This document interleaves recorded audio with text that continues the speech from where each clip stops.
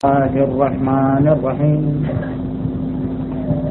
لا حول ولا قوة إلا بالله العظيم حسبنا الله ونعم الوكيل نعم المولى ونعم النصير الحمد لله الذي إليه مصائر الخلق وعواقب الأمر مجيدا لم يزل محمودا لا يزال نحمده على نظام فضله وامتنانه ونير لطفه وبرهانه داعي المدحوبات شارع المسموقات جبار الأرضين والسماوات والصلاة والسلام على النبي الأمي الخاتم لما سبق والفاتح لمن خلق والمؤمن الحق بالحق وحسرته الطيبين الطاهرين لا سيما على بقية الله في الأرضين وحجته في العالمين عجل اللهم له الفرج وسهل اللهم له المخرج ولعنة الدائمة ولا أعدائهم أجمعين أما بعد فقد قال الله عز وجل في محكم كتابه الحكيم بسم الله الرحمن الرحيم ومن الناس من يشري نفسه ابتغاء مرضات الله ناصران اسلام کا یہ سلسلہ جسے آج 9 ہفتے ہو گئے ہیں ان جلیل القدر ہستیوں کا تذکرہ ہے جنہوں نے اس وقت جبکہ مادی وسائل کے اعتبار سے ظاہری اعتبار سے اسلام اور ذات رسالت یک و تنہا تھی، کسی قسم کے مادی فائدے کا سوال بھی پیدا نہیں ہوتا تھا۔ اسلام قبول کرنے کا مقصد صرف اور صرف اپنے آپ کو مصیبتوں کا نشانہ اور پریشانیوں کا آماجگاہ بنانا تھا۔ اس وقت ان محسنان اسلام نے، ان ناصران اسلام نے، ان جلیل القدر ہستیوں نے دنیا کو اور دنیاوی فائدے کو ٹھوکر مارتے ہیں صرف اور صرف اسلام کی حقانیت کو قبول کرتے ہیں اور ذات رسول کے دعوی رسالت سے سچے دل سے ایمان لاتے ہوئے اسلام کو قبول کیا، اور اسلام قبول کرنے کے بعد ہر ممکن کوشش یہ کی کہ جس طریقے سے بھی ہو سکے ان کے خون کا ایک ایک قطرہ بقائے اسلام اور تحفظ اسلام کے راستے میں صرف ہو جائے۔ اور یہی اسلام کے ابتدائی دور کے ناصر وہ ہیں کہ جن کے بارے میں تاریخ یہ بتاتی ہے کہ یہی وہ ہیں کہ جن میں سے 90% سے زیادہ وہ ہیں کہ جنہوں نے بعد وفات رسالت مآب ایک لمحے کے لیے بھی اپنے عقیدے میں کسی قسم کی کمزوری نہ آنے دی۔ اس میں ابتدائی مسلمان یہی وہ مسلمان ہیں کہ جنہوں نے رسالت کے بعد اہل بیت کی محبت کو اپنے دلوں میں ہر مقام پہ باقی رکھا، اور انہی عظیم ہستیوں میں سے جناب ہاشم ہو، جناب عبد المطلب ہو، جناب ابو طالب ہو، جناب خدیجہ ہو، جناب سلمان فارسی ہو، جناب ابو ذر غفاری، جناب ام سلمہ اور جناب فضہ کے بعد آج ہماری گفتگو جناب عمار یاسر اور ان کے والدین کے بارے میں ہو۔ جناب عمار یاسر اصحاب رسول کی اس صف میں شامل جس کے بارے میں معصومین سے 3 مختلف طریقوں سے یہ روایت آئی کہ کوئی شخص اس وقت تک مومن بن نہیں سکتا اور کوئی شخص اس وقت تک اہل بیت رسالت سے محبت کر نہیں سکتا جب تک کہ وہ اپنے اوپر ان اصحاب کی محبت کو واجب نہ کر لے، کہ جن میں سلمان فارسی، ابو ذر غفاری ہیں، مقداد ابن اسود کنزی، عمار یاسر، جابر ابن عبداللہ انصاری، حذیفۃ الیمانی، ابو میثم، ابو ایوب انصاری، سہیل ابن حنیف، عبادہ ابن صامت، عبداللہ ابن صامت، خزیمہ ابن صامت اور ابو سعید خدری، یہ 13 صحابی وہ ہیں جن کے بارے میں چھٹے امام کی بھی اور پانچویں امام کی بھی روایت کہ کوئی شخص جب تک کہ ان سے محبت کو اپنے اوپر واجب نہ قرار دے لے اس وقت تک نہ وہ مومن بن سکتا اور نہ ہی اہل بیت سے محبت کر سکتا. تو عمار یاسر ان 13 صحابیوں میں شامل ہیں کہ جن کی محبت کسی کے ایمان اور اس کے اہل بیت سے مودت کا ثبوت. عمار یاسر ان جلیل القدر صحابیوں میں شامل ہیں جن کے بارے میں مولا کائنات کا فرمان کہ 7 ایسے بندے ہیں خدا کے جن کی خاطر دنیا کو پیدا کیا گیا, انہی کی وجہ سے دنیا والے روزی پاتے ہیں, انہی کی وجہ سے خدا کی رحمتیں اس دنیا پہ نازل ہوتی ہیں, انہی کی وجہ سے بارشیں برستی ہیں اور رزق پیدا ہوتا. اور یہی 7 وہ ہیں کہ جن کو جناب سیدہ کے جنازے پر آنے کی اجازت دی گئی اور ان میں سلمان فارسی, ابو ذر غفاری, مقداد کے ساتھ عمار یاسر کا نام بھی ہے. جناب عمار یاسر وہ عظیم صحابی جن کے بارے میں روایت رسول کہ جس نے عمار سے محبت, خدا نے اس سے محبت کی, جس نے عمار سے بغض اور دشمنی رکھا, خدا اور رسول نے اس سے بغض اور دشمنی کو رکھا. جس نے عمار کو خوش کیا خدا اور رسول اس سے خوش ہو گئے, جس نے عمار کو ناراض کیا خدا اور رسول اس سے ناراض ہو گئے. یہی عمار یاسر وہ ہیں جن کے بارے میں پیغمبر اسلام کا فرمان کہ میری ناک اور آنکھ کی مانند عمار یاسر. یہی عمار یاسر وہ ہیں جن کے بارے میں وہ نفس رسالت جو مولا کائنات کے بارے میں ہے, یعنی عمار حق کے ساتھ اور حق عمار کے ساتھ, جدھر عمار جائیں گے ادھر حق خود بخود جائے گا. یہی عمار یاسر جن کے بارے میں پیغمبر اسلام کا بھی فرمان اور امیر المومنین کا بھی یہی ارشاد کہ خدا نے عمار یاسر کے خون کے ایک ایک قطرے میں ایمان کو سمو دیا. عمار یاسر کی ہڈیوں کے گودے تک ایمان اتر چکا اور عمار یاسر سر سے پیر تک مجسم ایمان بن گئے. یہ نفس رسالت کی ہے اور نفس ولایت کی ہے.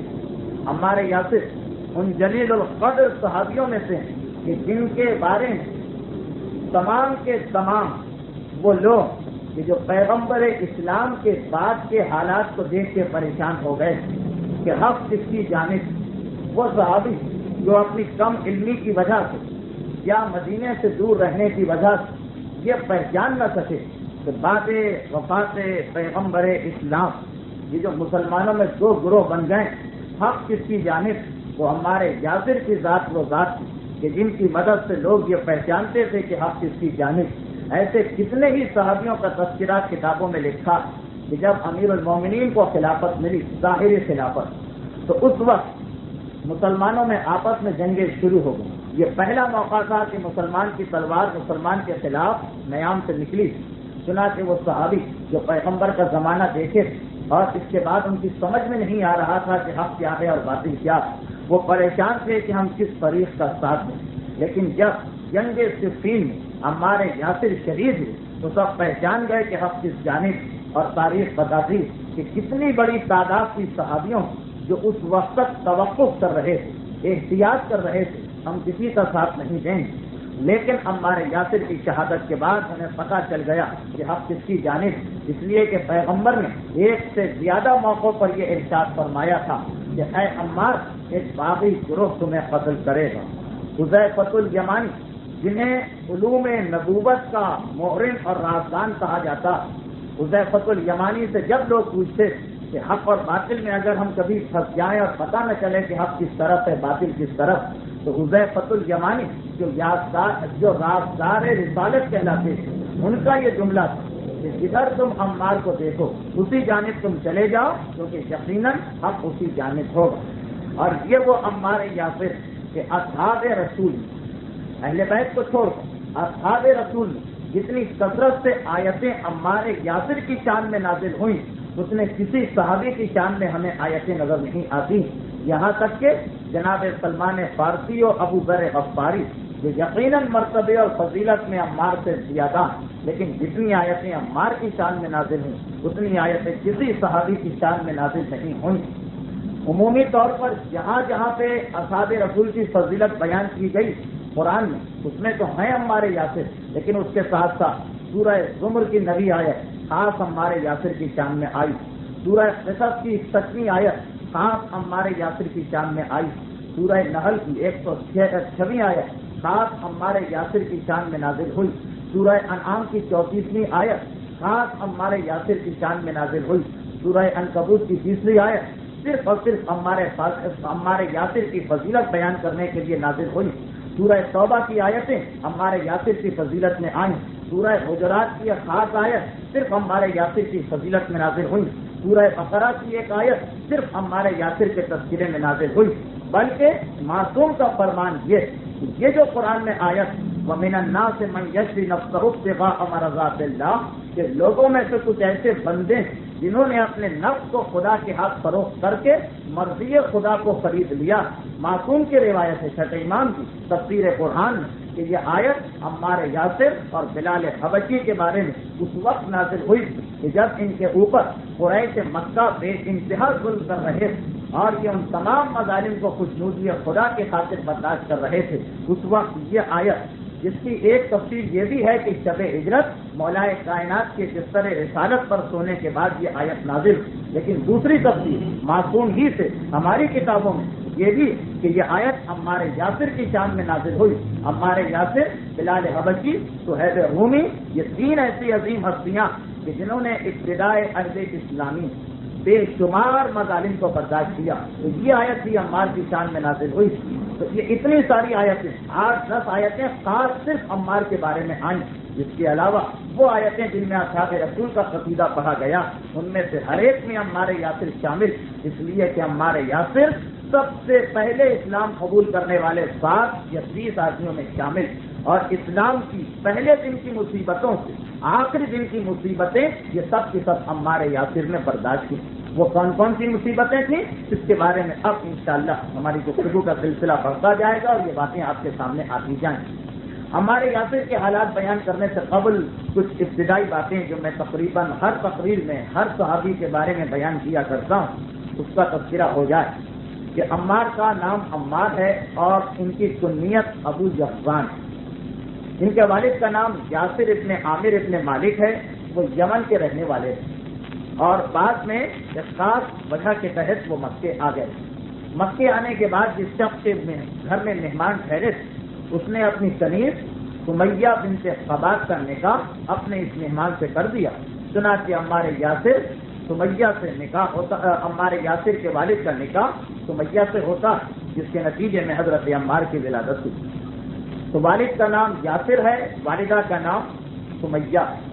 عمار یاسر کی اولاد یا ان کی بیوی تاریخ اس مسئلے میں بالکل خاموش. ان کی زوجہ کا نام تو دور کی چیز، ہلکا سا اشارہ بھی نہیں ملتا کہ عمار یاسر نے کوئی شادی بھی کی تھی یا نہیں کی.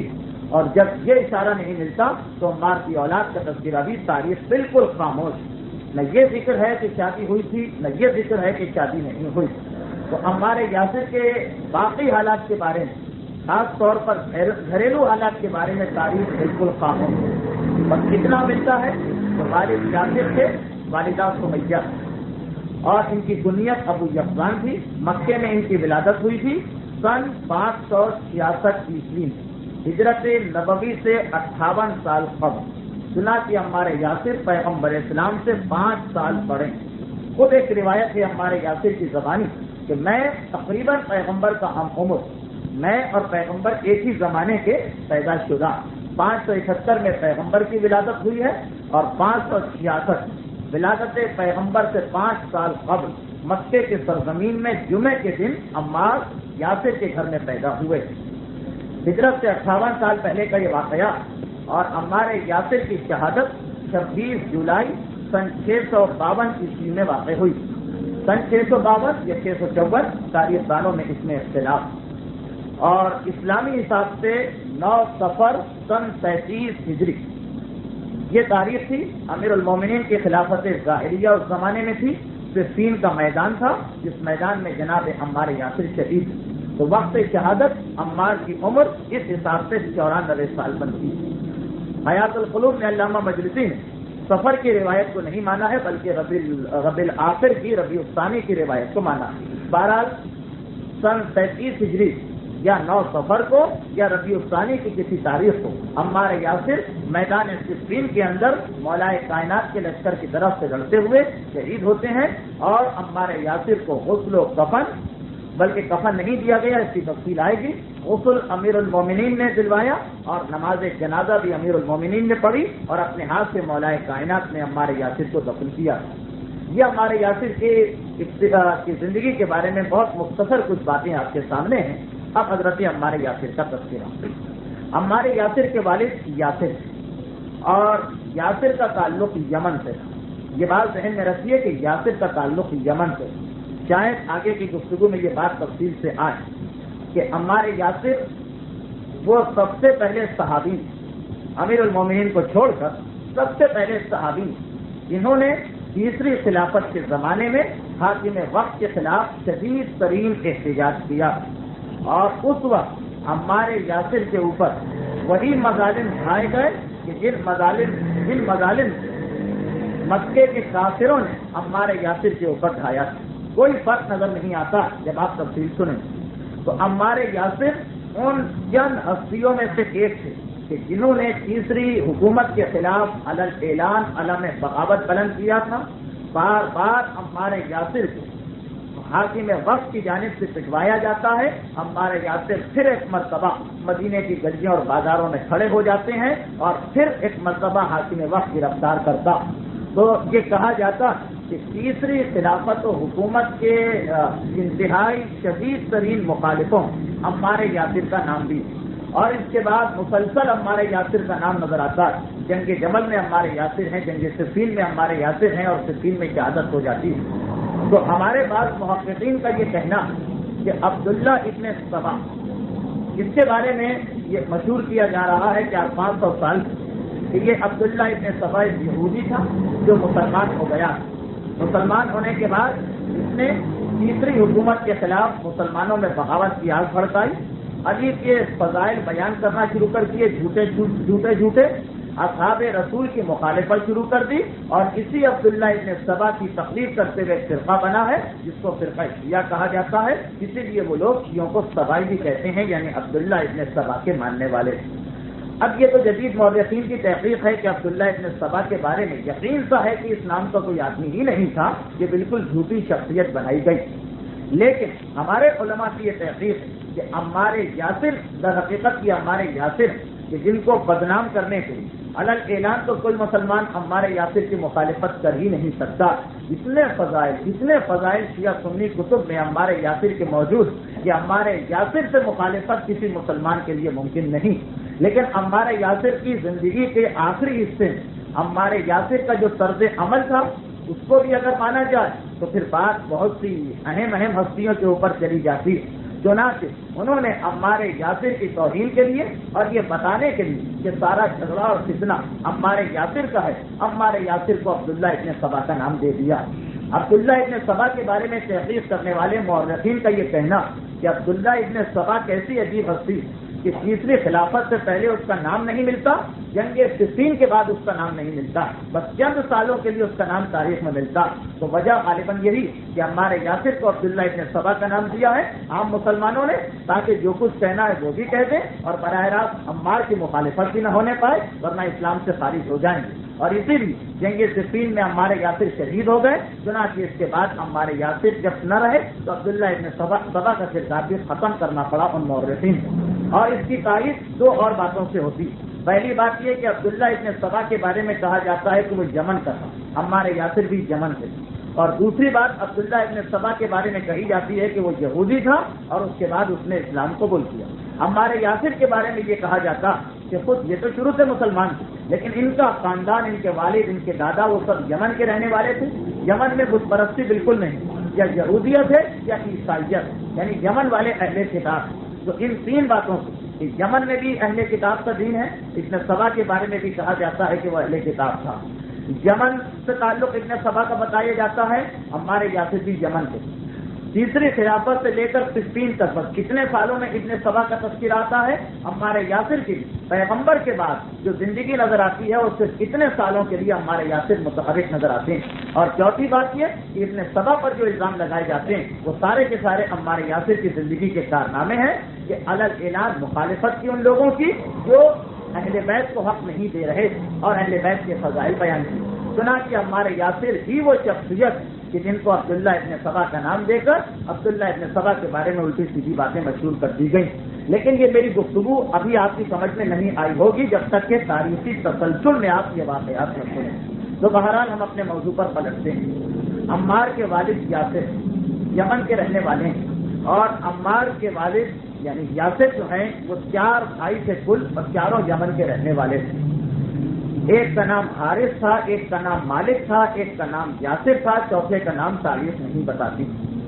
اب یاسر, حارث, مالک اور ان کے چوتھے بھائی کے یمن میں زندگی گزار رہے کہ کسی مجبوری سے کسی وجہ سے یاسر کے ایک بھائی جن کا نام تاریخ نہیں بتا رہی وہ بھائی یمن سے نکلے اور نکلنے کے بعد پھر غائب ہو گئے. پتہ نہیں چلا کہ وہ کہاں گئے. چنانچہ بوڑھے باپ اور بوڑھی ماں نے اپنے تینوں بیٹوں کو بھیجا کہ تم جاؤ اور جا کر اپنے بھائی کو تلاش کر کے لاؤ. یاسر, حارث, مالک یہ تینوں بھائی اپنے چوتھے بھائی کی تلاش میں یمن سے باہر نکلتے ہیں. سارا گرد و نواح کا علاقہ چھان مارا لیکن کسی مقام کے اوپر بھی بھائی کا پتہ نہ چلا. یہاں تک کہ چلتے چلتے مکے کے اندر داخل ہو گئے. مکہ یمن سے دور ترین مقام تھا. مکے میں داخل ہوئے. یہاں آنے کے بعد پریشان خانہ کعبہ کے قریب جا کر بیٹھ گئے. جیسا کہ میں نے بتایا کہ کیونکہ یہ خاندان بت پرست نہیں تھا اس لیے اس سے پہلے کبھی یہ لوگ مکے میں نہیں آئے. ان کو بتوں سے کوئی تعلق نہیں تھا, مکے میں آنے کی ضرورت نہیں. مکے میں آئے تو یہاں آ کر پریشان تھے کہ کس طریقے سے اپنے بھائی کو تلاش کریں. بنو مخزوم عربوں کا ایک قبیلہ, اس بنو مخزوم کی ایک شخصیت حذیفہ. وہ حذیفہ گزر رہے تھے کعبے کے قریب سے تو دیکھا کہ 3 آدمی جو شکل اور صورت سے اجنبی لگ رہے ہیں بڑے پریشان خانہ کعبہ کے قریب بیٹھے ہیں. بہرحال ہمدرد تھے, صفی تھے, فیاض تھے اور اپنے قبیلے کے سردار تھے. یہ حذیفہ مخزومی. چنانچہ انہوں نے پوچھا کیا بات ہے, تم کہاں سے آئے؟ ان بھائیوں نے اپنی کیفیت بتائی کہ ہم اپنے بھائی کو تلاش کرنے کے لیے مکے میں آئے. حذیفہ مخزومی نے کہا کہ جب تک کہ تم اس مکے میں رہتے ہو آؤ میرے مہمان بن جاؤ. چنانچہ یہ تینوں بھائی حذیفہ مخزومی کے گھر میں ان کے مہمان کی حیثیت سے رہنے لگے. مکے کو بھی خوب دیکھا, چھانا, کھنگالا, لیکن بھائی کا پتہ نہیں, نہ ملنا تھا نہ ملا. یہاں تک کہ آخر یہ تینوں مایوس ہو گئے کہ اب ہمارے بھائی کا پتہ نہیں چل سکتا. چنانچہ واپسی کی ٹھانی. یاسر کسی وجہ یا مصلحت سے واپس نہیں جانا چاہتے تھے اپنے وطن کی جانب. ڈاکٹر طاہا حسین مصر کے جدید مصر کے ایک بہت بڑے مورخ ہیں. انہوں نے بہرحال اپنی ایک کتاب میں ایک عجیب سی روایت لکھی ہے جو خلاف عقل بھی نہیں ہے اور اس وقت کو دیکھتے ہوئے خلاف ماحول بھی نہیں.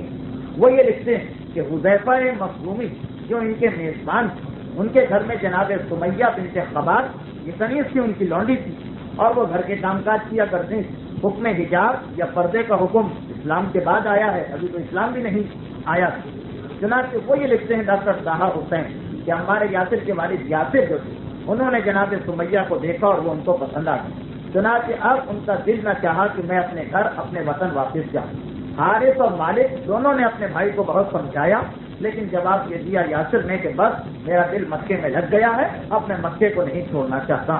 آخر حارث اور مالک اپنے اس بھائی کو چھوڑ کر بوڑھے والدین کے پاس واپس چلے گئے اور اس کے بعد پھر کچھ پتہ نہ چل سکا ہمارے یاسر کے باقی خاندان.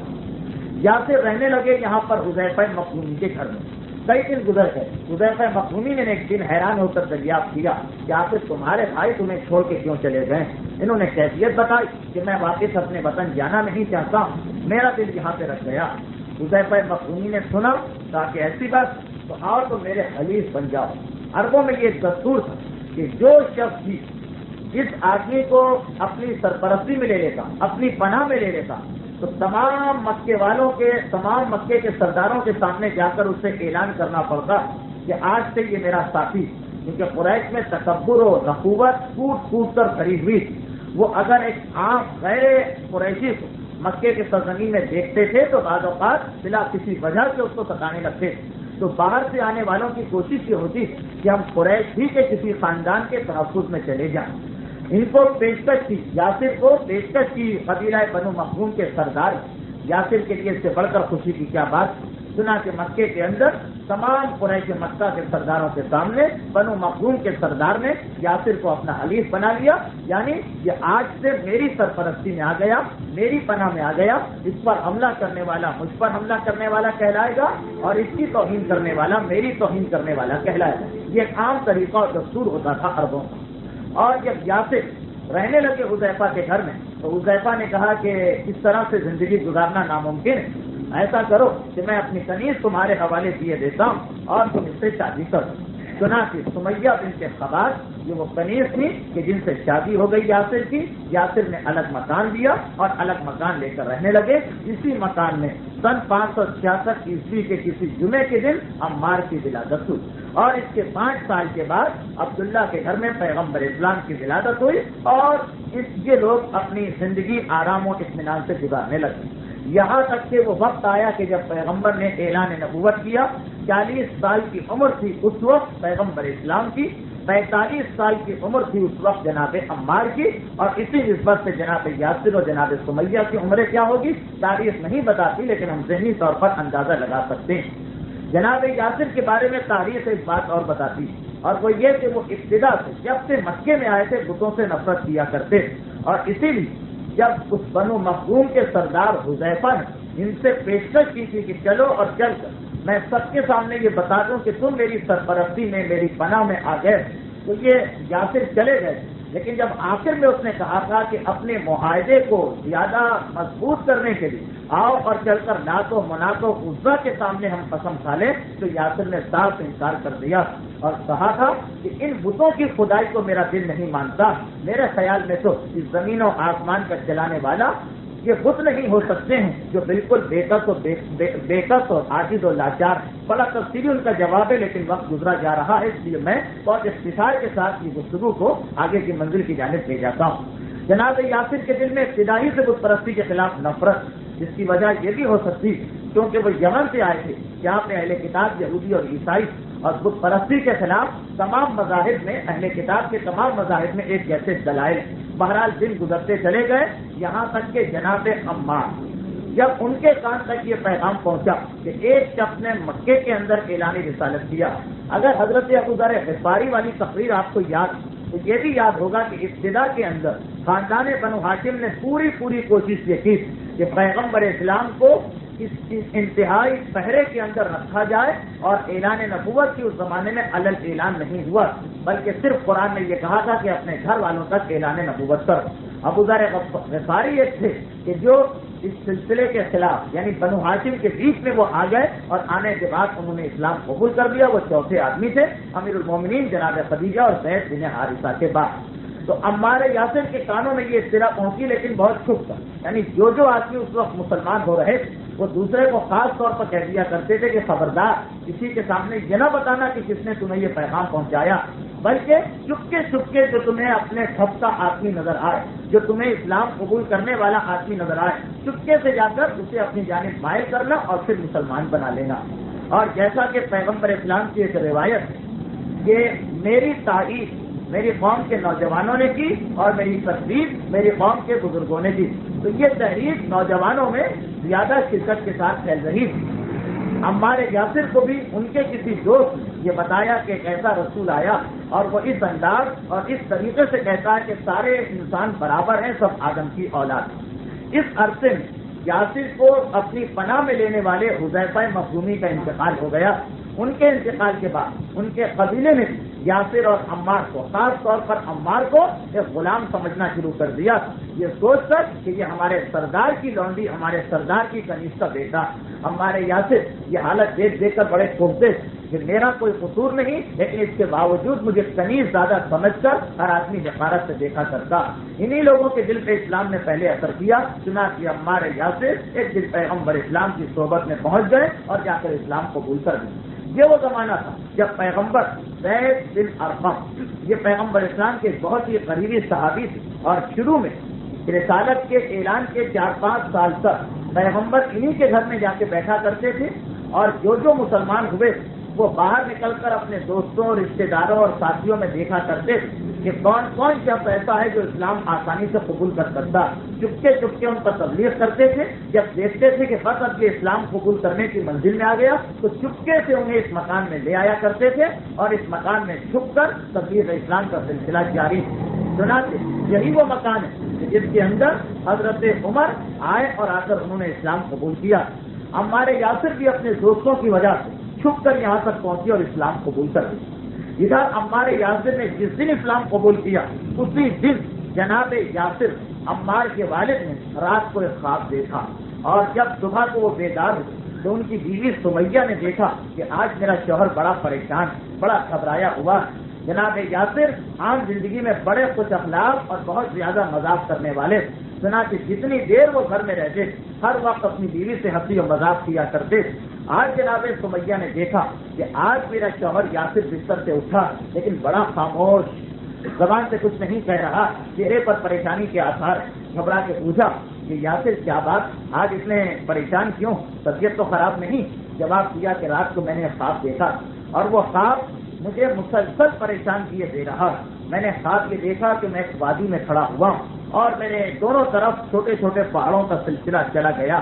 ایک مرتبہ وہ پہاڑ ٹوٹے, پہاڑوں میں شگاف پیدا ہوا اور اس شگاف سے آگ نکلنے لگی, آگ ابلنے لگی اور اتنی آگ نکلی کہ اس وادی کے بیچ میں وہ آگ بہنے لگی اور پورا ایک سمندر, جس طرح پانی کی ندی بہا کرتی ہے پہاڑیوں کے بیچ سے, اس طرح آگ کا ایک سمندر بہنے لگا. پھر جو میری نگاہ اٹھی تو میں نے دیکھا کہ ان پہاڑیوں سے دوسری طرف ایک حسین اور جمیل سبزہ زار انتہائی خوبصورت باغ, وہاں پر میرا بیٹا عمار کھڑا ہوا ہے اور وہاں پر تو کھڑی ہوئی, لیکن ایسا لگ رہا ہے کہ تیری جوانی واپس آ گئی اور تو 14ویں رات کے چاند کی مانند وہاں پر کھڑی ہوئی چمک رہی. اس وقت میں نے دیکھا کہ میرا بیٹا عمار مجھے آواز دے رہا کہ بابا اس آگ کے اندر قدم رکھیے, ڈریے نہیں, گھبرائیے نہیں اور مجھ تک پہنچ جائیے, یہاں پر اتنی ساری نعمتیں آپ کا انتظار کر رہی.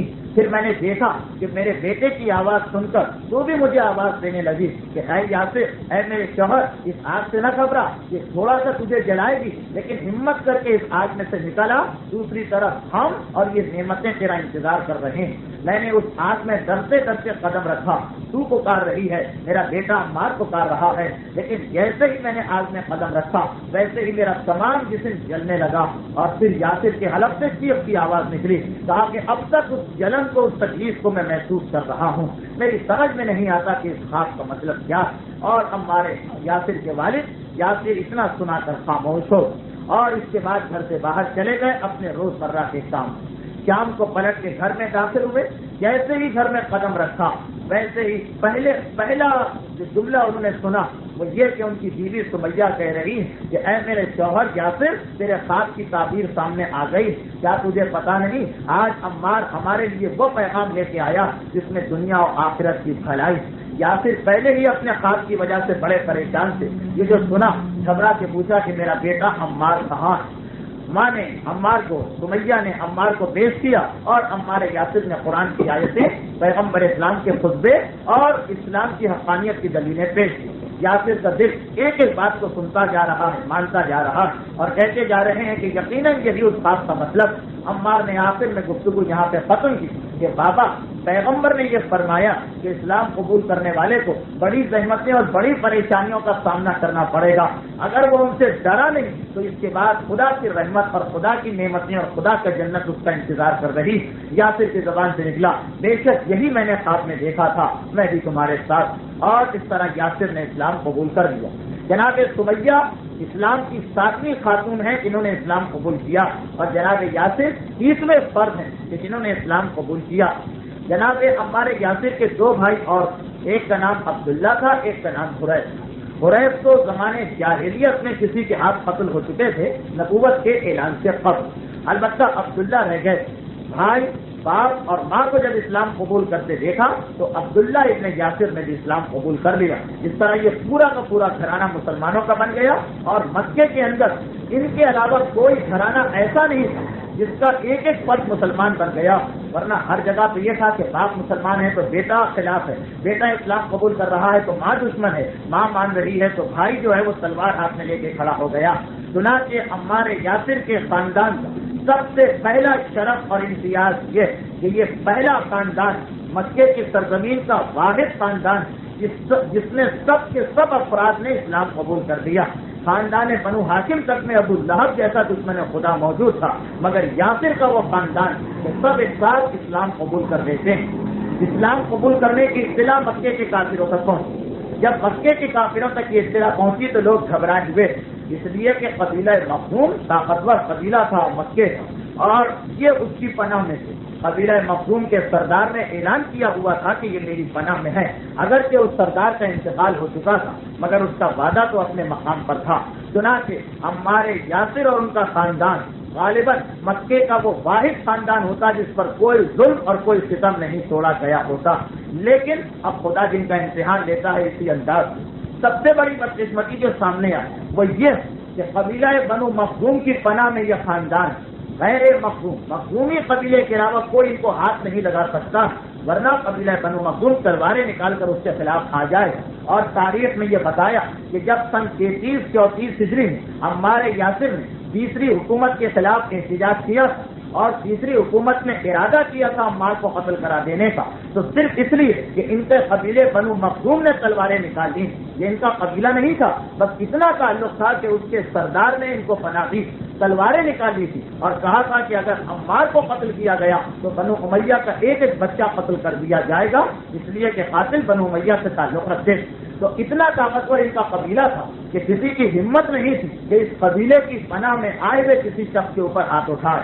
مگر جہاں ایک طرف بظاہر یہ ایک خدا کی بہت بڑی نعمت نظر آ رہی کہ اتنا مضبوط قبیلہ ان کی کچھ پناہی کر رہا، وہاں دوسری طرف یہ بھی تاریخی کی بات کہ ابو جہل خود قبیلہ بنو مخزوم سے تعلق رکھتا تھا اور ابو جہل بنو مخزوم کے سردار کا چچا زاد بھائی تھا. اب ابو جہل خود بنو مخزوم سے تعلق رکھ رہا، اس کو کوئی نہیں روک سکتا عمار کے اوپر ہاتھ اٹھانے پر، اس لیے کہ قبیلہ یقینی طور پر ابو جہل کا ساتھ دے گا، عمار کا ساتھ نہیں دے گا. چنانچہ سب سے زیادہ مظالم اسی خاندان نے برداشت کیے. سب سے بڑی فضیلت بھی اس خاندان کو ملی، سب سے زیادہ مظالم بھی اسی خاندان نے برداشت کیے، صرف اس لیے کہ ان کا تعلق قبیلہ بنو مخزوم سے تھا. چنانچہ جیسے ہی یہ اطلاع پھیلی کہ یاسر نے، ان کی ماں نے، ان کے دونوں بیٹوں نے اسلام قبول کر لیا، بس ابو جہل نے جو سنا تو تن بدن میں آگ لگ گئی کہ میں تو مسلمانوں کے خلاف، میں تو مسلمانوں کو ایک ایک کر کے دبا رہا اور یہاں میرے قبیلے سے تعلق رکھنے والے لوگ مسلمان ہو گئے. یہ اس کی انا کا مسئلہ بن گیا، یہ اس کی ناک کا مسئلہ بن گیا. چنانچہ مکے کی تاریخ میں پہلی مرتبہ، بلکہ پہلے مسلمان ہیں یہ آل یاسر کہ ابو جہل نے جیسے ہی یہ سنا سارے ساتھیوں کو اکٹھا کیا، اپنے قبیلے کے تمام نوجوانوں کو لے کے چلا. یہاں پر پھر ایک بات آتی کہ کفار کے بوڑھے اور بزرگوں نے اسے منع کیا، کہا کہ مسلمان ہو گئے ہیں انہیں چھوڑ دو، دیکھو کوئی ایسا کام نہ کرو جو قریشیوں کی روایت کے خلاف ہو. ہم نے کبھی ایک دوسرے کے اوپر تکلیف نہیں، ایک دوسرے کو تکلیف نہیں پہنچائی. بزرگوں نے سمجھایا مگر نوجوان جوش میں بھرے ہوئے تھے، ہم ان کو قتل کریں گے، ہم ان کو سزا دیں گے، ہم انہیں مزہ چکھائیں گے کہ بتوں کو برا کہنے سے ہمارے دل کو کتنی تکلیف پہنچ رہی. چنانچہ مکے کے نوجوان، یہ حقیقت کہ اگر ایک طرف نوجوان حق کی جانب جلدی جاتے ہیں، دوسری طرف باطل کی جانب بھی جلدی دہک جاتے ہیں اپنے جذبات کی بنا پر. بزرگ منع کر رہے ہیں، بڑے بوڑھے سمجھا رہے ہیں، لیکن ابو جہل اپنے نوجوانوں کا دستہ لے کے چلا اور یاسر کے تمام گھر والوں کو، یعنی یاسر، ان کی بیوی سمیہ، عمار اور عمار کے بھائی عبداللہ، چاروں کو زنجیروں میں جکڑا، ان کے تمام سامان کو لوٹا اور اس کے بعد ان کے گھر کو آگ لگا دی گئی.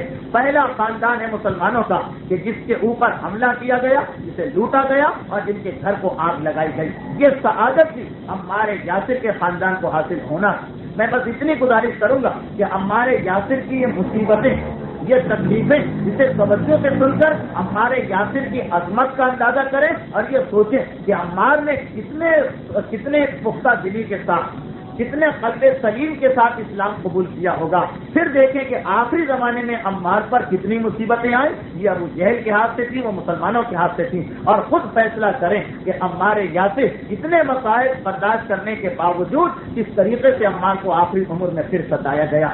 ہے عمار کے گھر کو آگ لگا دی گئی، بھڑکتے ہوئے شعلے گھر کو اپنے گھیرے میں لیے ہوئے، زنجیروں میں جکڑا گیا، بوڑھی ماں زنجیروں میں جکڑی، بوڑھا باپ زنجیروں میں جکڑا، سگا بھائی زنجیروں میں جکڑا گیا، اور تمام کے تمام نوجوان ہنسی مذاق کرتے ہوئے گھرانے کو گرفتار کر کے لے جا رہے ہیں۔ مکے سے باہر پہنچے، وہ میدان تھا کہ جہاں پر مکے کے کافروں کا ہر سردار اپنے اپنے غلاموں کو لے کے آتا تھا اور لانے کے بعد ان کو سزا دیا کرتا تھا۔ انشاءاللہ موقع ملا تو اگلی تقریر میں جو جناب بلال حبشی کے بارے میں ہوگی اس کی کچھ تفصیل اور بیان کروں گا۔ آل یاسر یعنی جناب یاسر کا خاندان یہاں پہ پہنچا اور اب آل یاسر پہ مظالم شروع ہو گئے۔ چنانچہ تاریخیں یہ بتاتی کہ جناب عمار یاسر کے پورے گھرانے کو زنجیروں سے جکڑا گیا، کوڑے اٹھائے جاتے ہیں، پوری طاقت سے ان کے جسم کے اوپر کوڑے مارے جاتے ہیں، کبھی ان بوڑھوں کو زمین پہ لٹایا جاتا ہے اور بھاری بھاری پتھر لا کر جناب سمیہ کے سینے پہ رکھے جاتے ہیں، جناب یاسر کے سینے پہ رکھے جاتے ہیں۔ کبھی یہ منظر تاریخ دیکھتی کہ لوہے کی زرہ تیار کرا کر ان کے جسموں پر پہنائی گئی، جناب سمیہ وہ 70 یا 80 برس کی بزرگ خاتون، جناب یاسر، جناب عمار جن کی عمر اس وقت 45 بلکہ 50 سال سے اوپر ہو رہی تھی، ان کو لوہے کی زرہ پہنائی گئی۔ امام کا چھٹے امام کا فقرہ کہ لوہے کی زرہ پہنا کر انہیں جلتی ہوئی دھوپ میں کھڑا کر دیا جاتا تھا، لوہا جلنے لگتا تھا اور اس کے بعد اتنی گرمی ہوتی تھی کہ ان کی کھال جو تھی وہ گوشت کو چھوڑ کر اس لوہے کی زرہ سے چپک جایا کرتی تھی۔ ان کا مغز، یہ امام کا جملہ کہ یاسر اور ان کی ماں کا مغز اپنے سر کے اندر کھولنے لگتا تھا، اور ہمارے یاسر اور ان کے گھرانے والے جب بے ہوش ہو کر زمین پہ گرا کرتے تھے گرمی کی شدت سے، سخت گرمی میں لوہے کی زرہ پہنا کے کسی کو جلتی ہوئی ریت پہ کھڑا کر دیجیے، جہاں گزرے گی اس کے اوپر جلتی ہوئی ریت سے اسے گھسیٹا جائے، اس کی ننگی پیٹھ پر کوڑے مارے جائیں، گرم گرم آگ، یہ بلال حبشی کے بارے میں بھی ہے، ہمارے یاسر کے بارے میں کہ گرم گرم دہتی ہوئی آگ کو زمین کے اوپر جلایا جاتا تھا اور اس کے بعد جناب سمیہ کو اس آگ پہ لٹایا جاتا ہے، جناب یاسر کو اس آگ پہ لٹایا جاتا ہے، عمار کو اس آگ کے اوپر لٹایا جاتا ہے۔ چنانچہ اسلام مدینہ ہجرت کے بعد ایک مرتبہ کسی نے دیکھا کہ عمار کرتا اتارے بیٹھے اور عمار کی پوری پیٹھ جلی ہوئی ہے، جلنے کے نشانات اتنی کثرت کے ساتھ موجود ہیں کہ وہ گھبرا گیا، پوچھا عمار یہ کیا ہوا؟ جواب دیا کہ جب میں نے اسلام قبول کیا تھا تو قریش کے لوگ جلتی ہوئی سیخیں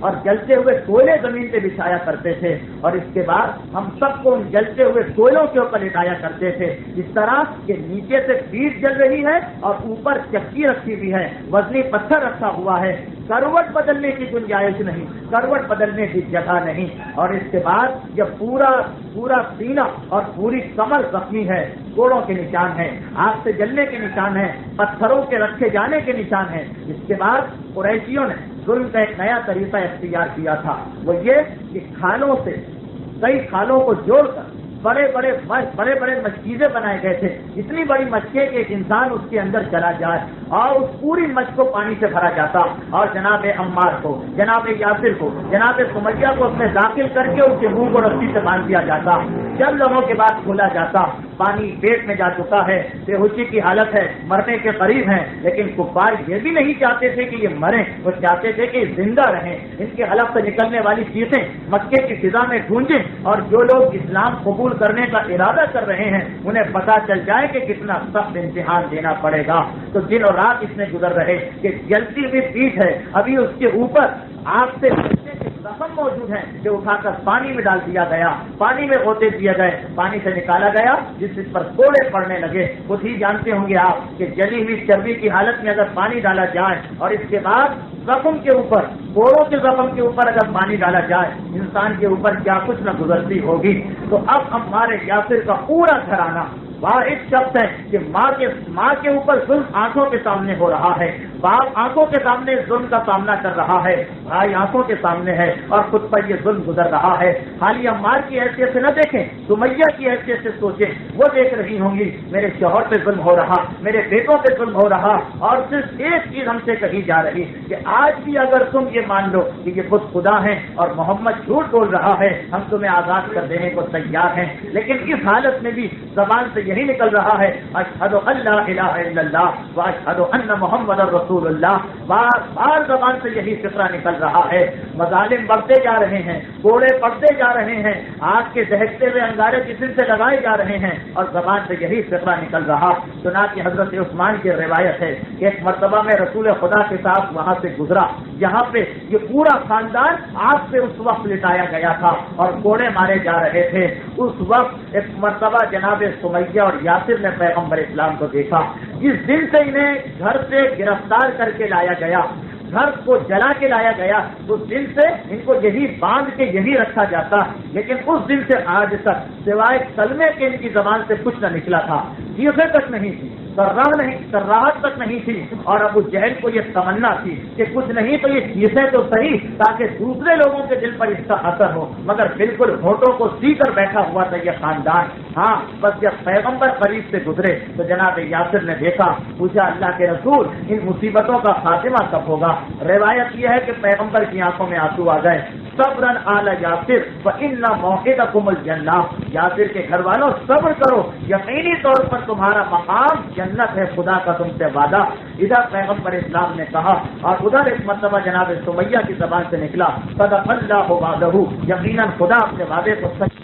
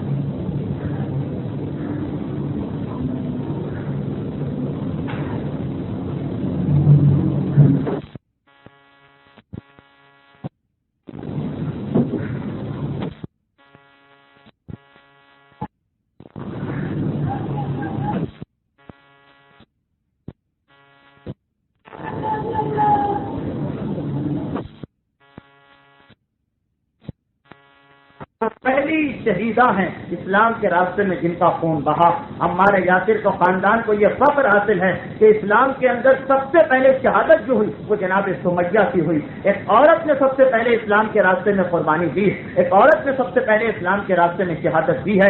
एक मर्तबा जनाब सुमैया के दो टुकड़े यासिर के सामने हैं, अम्मार के सामने है, शौहर देख रहा है, बेटे देख रहे हैं अपनी माँ को इस हालत के अंदर, सिर्फ इस जुर्म के अंदर कि उसने झूठे खुदाओं की खुदाई को तस्लीम करने से इंकार कर दिया था। जन्नत इतनी आसानी से नहीं मिला करती है। रिवायत यह है कि जब थोड़ी देर गुजरी थी, अबू जहल तो चला गया था इस शर्त को पूरा करने के लिए, इधर पैगंबर इस्लाम का यहाँ से गुजर हुआ। जनाब यासिर ने पैगंबर को देखा, बस इतनी फरियाद की कि अल्लाह के रसूल अब जुल्म अपनी इंतहा को पहुंच चुका है, अल्लाह के रसूल अब इतनी मुसीबत और परेशानी का सामना करना पड़ा कि देखें मेरी आंखों के सामने मेरी बीवी का लाचा पड़ा हुआ है और कोई दफन करने को तैयार नहीं है। पैगंबर इस्लाम ने अपने साथियों से कहा कि इसे दफन करो और उसके बाद एक मर्तबा जनाब यासिर को जो अपनी बीवी की शहादत पर गमज़दा और निढाल थे, बस ये कहकर तसल्ली दी कि ऐ यासिर मैं खुदा से दुआ करता हूँ कि ला अल्लाहुम्मा ला तुअज़्ज़ब अहदन मिन आले यासिर बिन नार, खुदावंदा मेरी दुआ यह है कि यासिर के खानदान का कोई शख्स कभी जहन्नुम में न जाए। फिर कहा कि ऐ यासिर खुदा ने मेरी दुआ पूरी की और तुम्हारे घराने पर खुदा ने आतिशे जहन्नुम को हराम करार दे दिया है इस इम्तिहान की वजह से जो तुमने दिया था। पैगंबर इस्लाम आतिशे जहन्नुम को हराम करार दे के चले। अबू जहल पलट के आया, एक मर्तबा यासिर को देखा इसी हालत में खड़ा, अपने शर हारने का और शर्मिंदगी का इतना एहसास है कि नेजा उठाता है और जनाब यासिर की नाक के नीचे वो नेजा पूरी कुव्वत से मारता है। जनाब यासिर भी उसी मकाम पर तड़प तड़प के शहीद हो गए।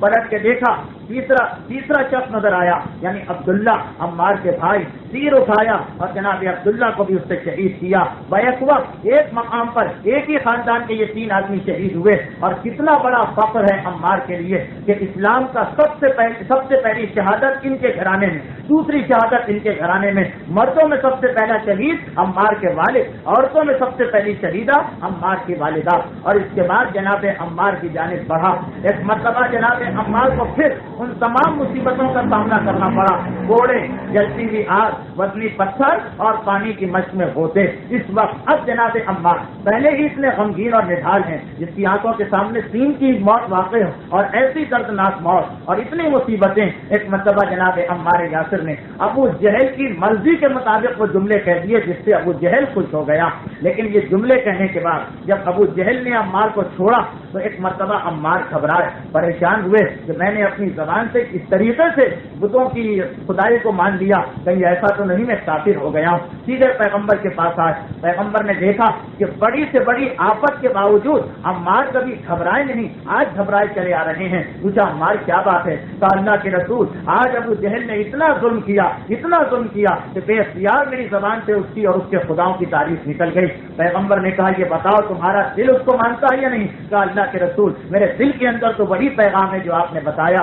بس اسی وقت سورہ نحل کی 106 آیت نازل ہوئی کہ وہ شخص کہ جو اپنے کفر کا اظہار زبان سے کرے مگر دل کے اندر راضی ہو، دل کے اندر خدا پر یقین رکھتا ہو، اس پر کوئی گناہ نہیں، اس پر کوئی حرج نہیں۔ چنانچہ پیغمبر نے کہا کہ اے عمار دیکھو خدا کی بارگاہ میں تمہارا مقام کتنا بلند ہے کہ ادھر تم نے بتوں کی تعریف کی، ادھر خدا نے تمہارے لیے آیت قرآنی کو نازل کر دیا ہے، جاؤ تم پر کوئی عذاب نہیں۔ یہیں سے ہمارے علماء کہتے ہیں کہ تقیہ بھی جزء دین ہے، بعض اوقات عقائد کو چھپا کر غلط عقیدہ ظاہر کرنا واجب ہو جاتا۔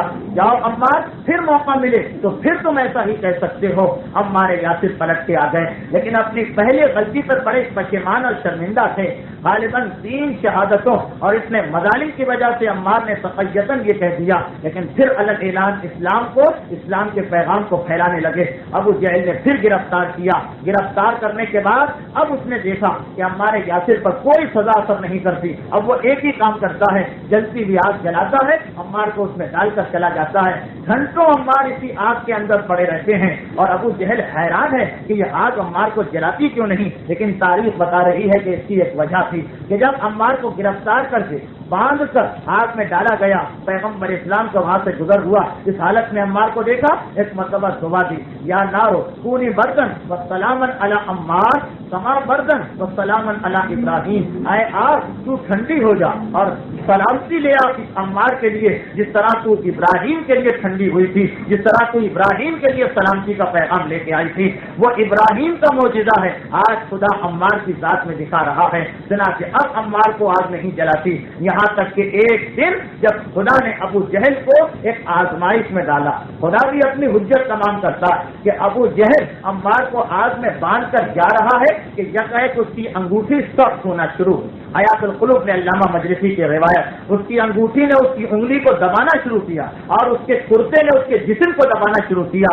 وہ چیخیں مارتا ہوا زمین پہ گر پڑا اور بے اختیار کہا کہ اے عمار مجھے پتا ہے کہ یہ میرے جسم کی چیزیں مجھے اسی لیے تنگ کر رہی ہیں کہ میں محمد کے اوپر اعتراض کیا کرتا ہوں، تو مجھے ان چیزوں سے نجات دلا سکتا ہے، تو مجھے اس پریشانی سے نجات دلا۔ عمار ہمت کر کے کھڑے ہوئے، ابو جہل کے ہاتھ سے اس انگوٹھی کو اتارا کہ ابو جہل طاقت لگا کے تھک گیا تھا، انگوٹھی ہلنے کا نام نہیں لے رہی تھی، عمار کے ہاتھ میں پہنچی تو آسانی سے اتر گئی۔ ابو جہل اس کرتے کو پھاڑ رہا تھا، اس کرتے کو اتار رہا تھا، وہ کرتا اس طریقے سے جسم پر جم گیا تھا جس طرح لوہے کی زرہ تھی، لیکن عمار کا ہاتھ لگا وہ کرتا اتر گیا۔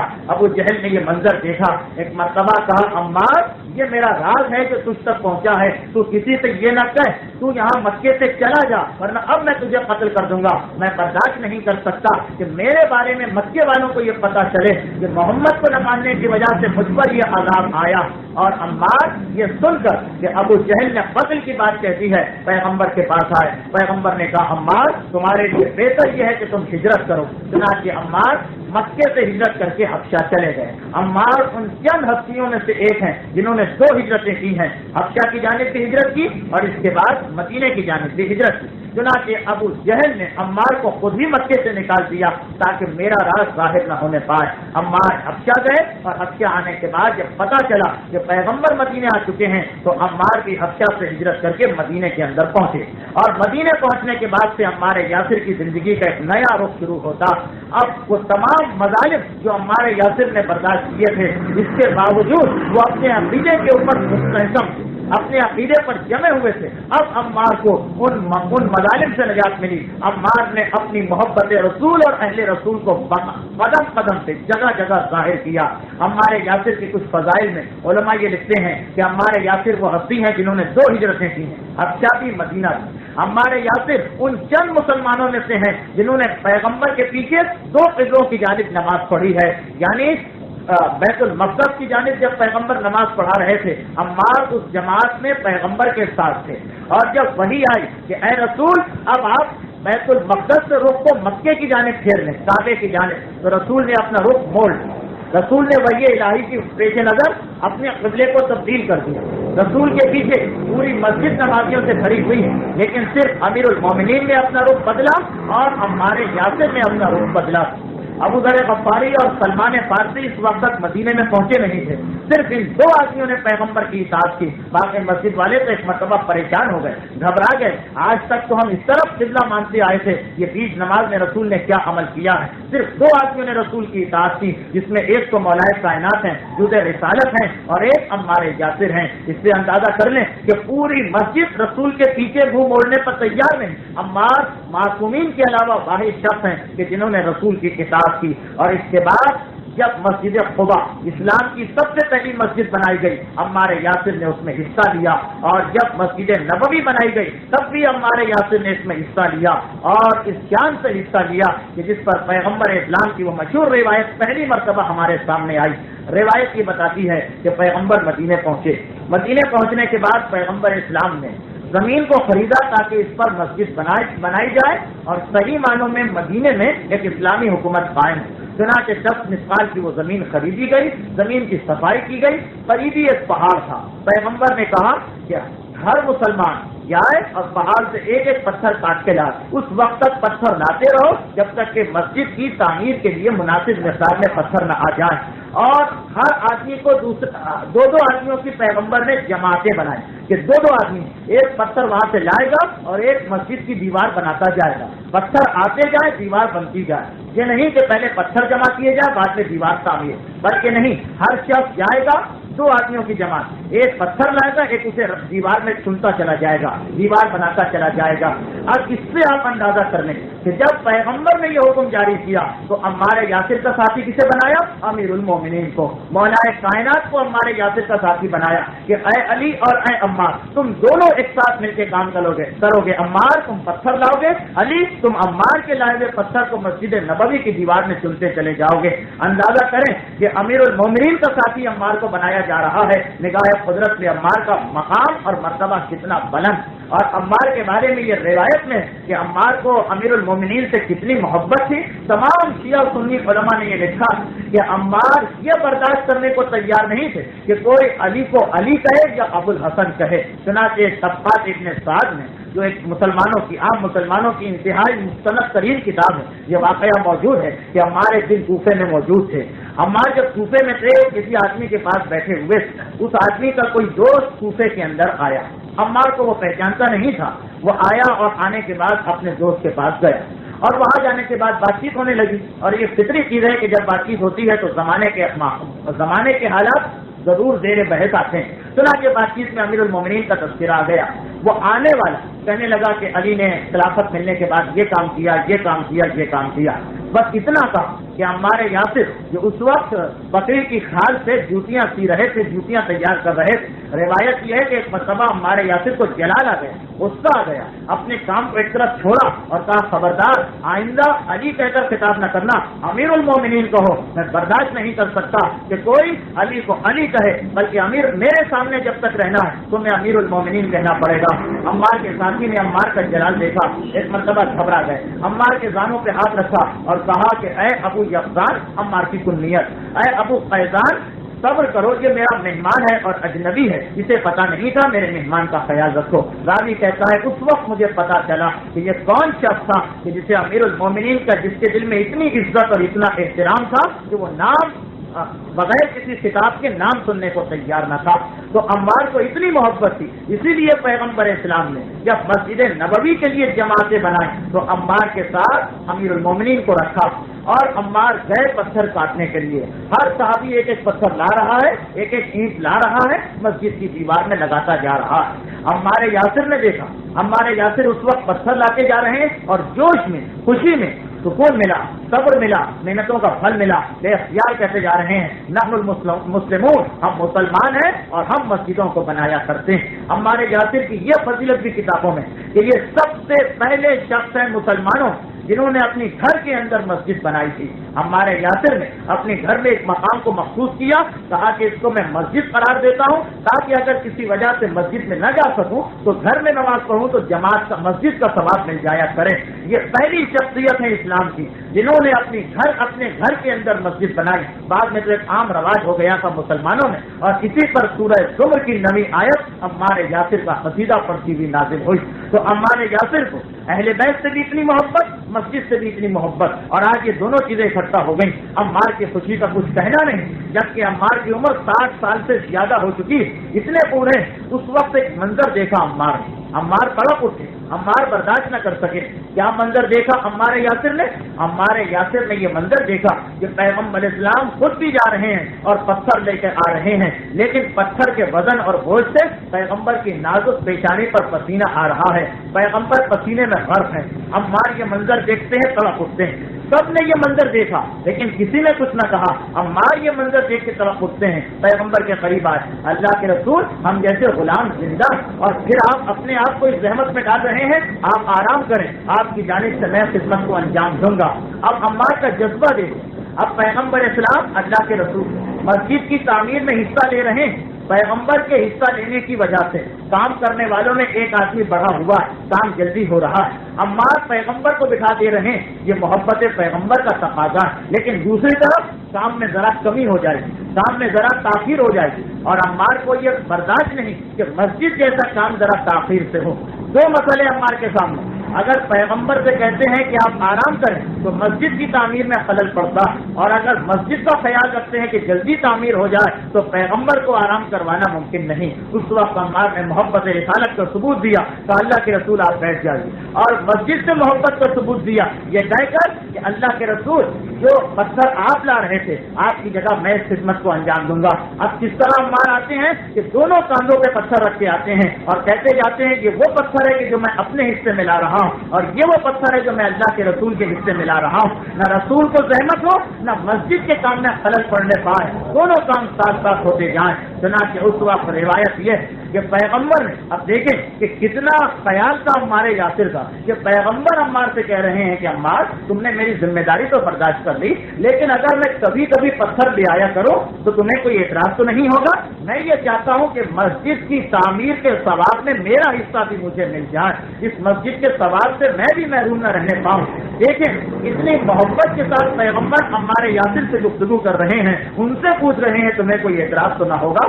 چنانچہ روایت یہ بتاتی ہے کہ دونوں کاندھوں پر 60 سال سے زیادہ عمر کا بوڑھا دونوں کاندھوں پر پتھر لا رہا، جتنے ہی نوجوان اس مجمع میں ہیں ایک سے زیادہ پتھر اٹھانے کی کسی میں ہمت نہیں ہے۔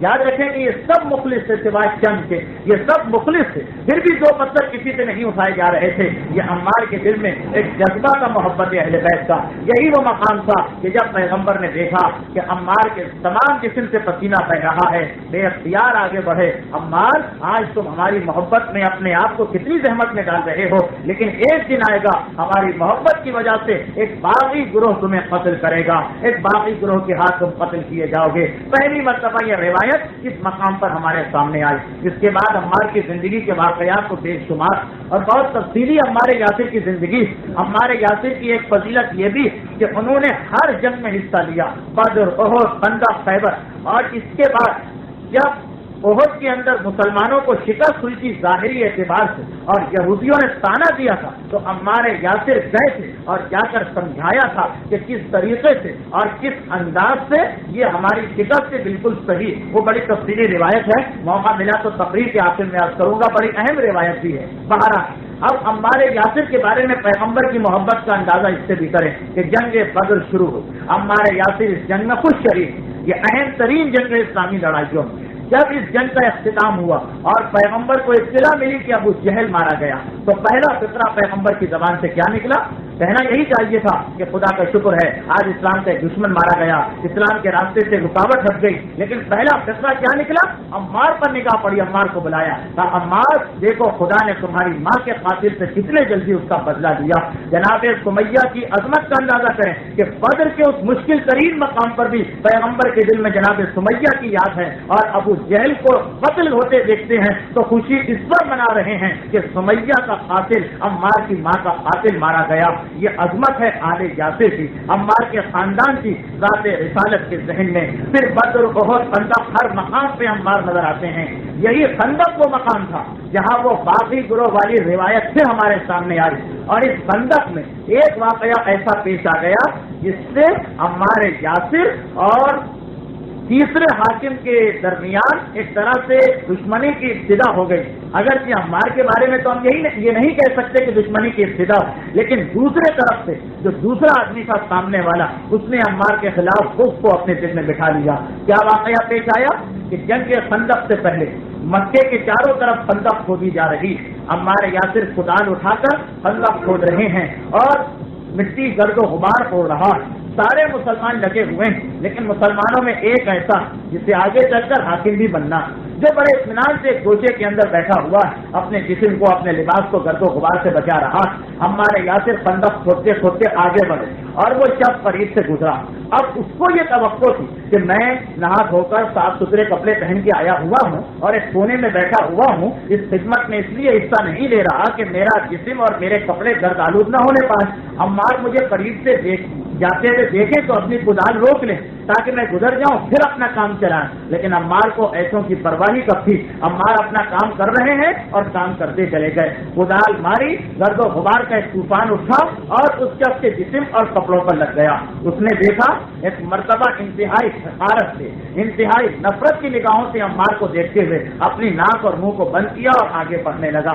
عمار نے یہ منظر دیکھا، بے اختیار عمار نے دو شعر کہے جن کا خلاصہ کچھ اس طریقے سے ہے کہ وہ آدمی جو راتوں کو رکوع اور سجود کرتا ہے اور دن کو راہ خدا میں تلوار اور کدال چلاتا ہے، اور وہ آدمی جو آرام و اطمینان سے گھر میں بیٹھا رہتا ہے، خدا کی نگاہ میں ان دونوں کا مقام اور مرتبہ برابر نہیں ہو سکتا۔ اس جانے والے نے سنا، سمجھا کہ یہ عمار نے مجھ پر اعتراض کیا ہے، فوراً پیغمبر کے قریب آیا، کہا اللہ کے رسول، ہم نے اس لیے اسلام قبول نہیں کیا تھا کہ حبشی کنیزوں کے لڑکے ہمیں تانے دیا کریں، ہم حبشی کنیزوں کے لڑکوں کے فحش کلامی اور ان کے تانے سننے کے لیے مسلمان نہیں ہوئے۔ دیکھیے ابھی عمار نے مجھے تانا دیا۔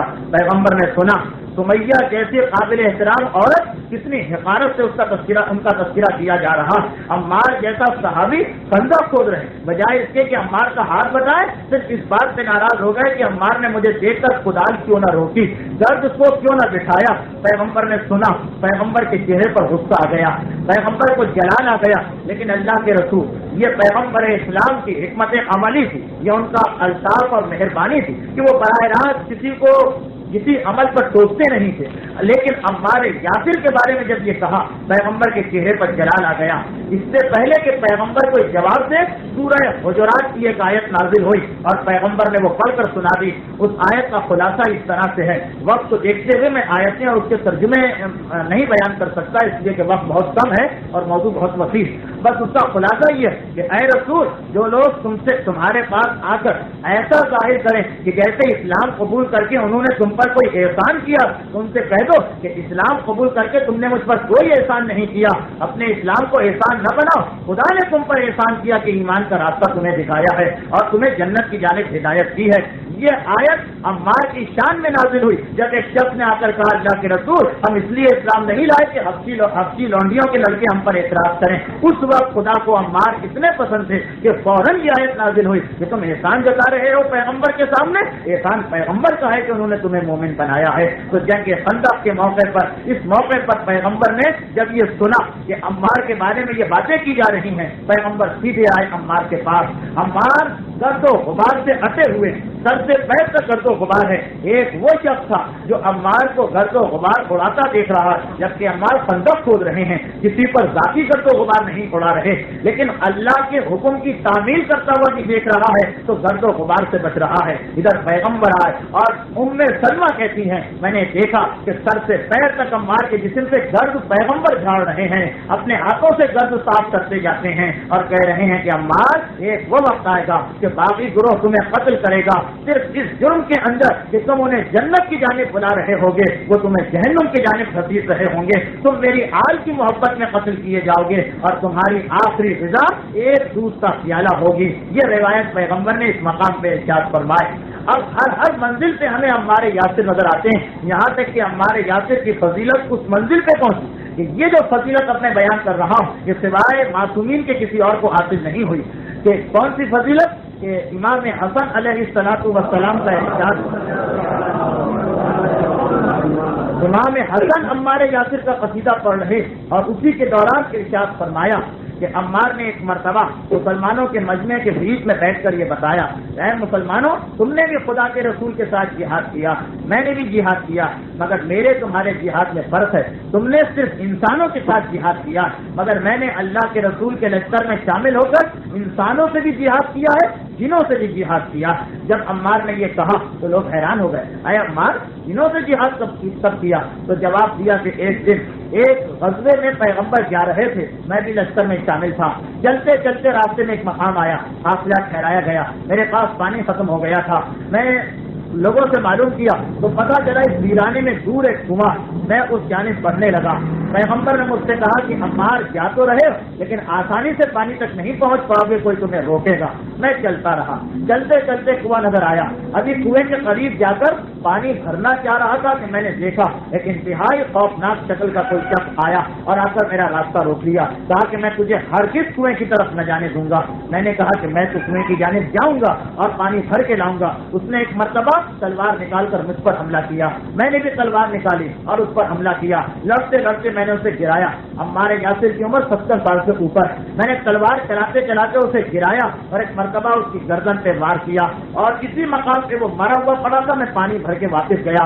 پیغمبر نے پوچھا عمار راستے میں کوئی رکاوٹ تو پیش نہیں آئی؟ میں نے کہا اللہ کے رسول ایک محیب اور خطرناک شکل کا شخص راستہ روک کے کھڑا ہو گیا تھا لیکن میں نے بھی اسے قتل کر دیا اس لیے کہ اپنی باتوں سے وہ کافر لگا تھا.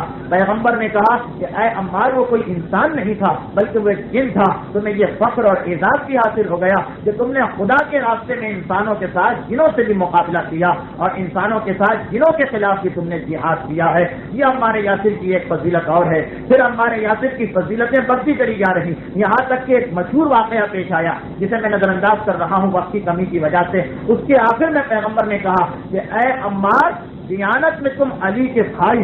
یہ عمار یاسر کے بارے میں رسول کہہ رہے کہ دیانت میں امانت میں سچائی میں تم علی کے بھائی ہو علی جیسے ہو. جس کو معصوم کی شباہت کا خطاب مل جائے اس کا مقام اور مرتبہ کتنا بلند ہوگا. حیات القلوب میں یہ روایت پڑھی جا سکتی ہے لیکن وقت کی کمی کی وجہ سے میں موضوع کو سمیٹ رہا ہوں.